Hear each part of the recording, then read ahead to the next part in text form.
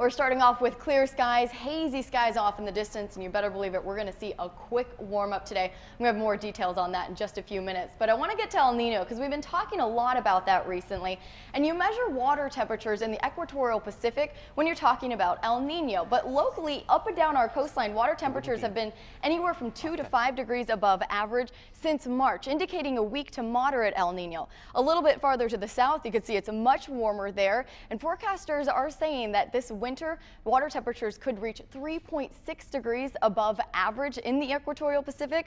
We've only done that 3 times since record keeping began. That means we could potentially see the strongest El Nino ever. And El Nino acts to alter the jet stream, so it brings a more southerly track, bringing more storms to the desert southwest, not necessarily stronger storms, but more storms. So the likelihood of a wetter winter does look likely as we head forward into the winter months.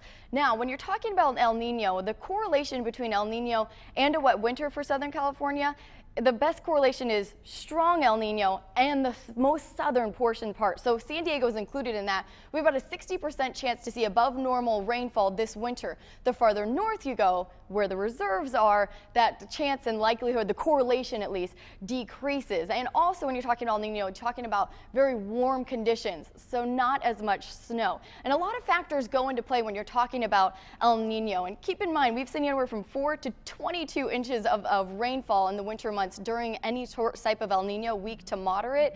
We need a lot more rainfall than even that to average out for what we expect to see heading into the winter months. And our last wet year was actually right before our drought started. 2010 to 2011 was a La Nina year. So yeah, we're going to go more in depth on this and how much rain we need and how it impacts San Diego coming up at 10 News Midday. And it's a shame, though. It's great to get rain, but you don't want to get dumped on. You want to spread it out, and that could actually bring flooding rain. Right. So the biggest takeaway from this is conserve and be prepared for flooding and mudslides this winter. Oh, gosh. All right, Megan, thank you.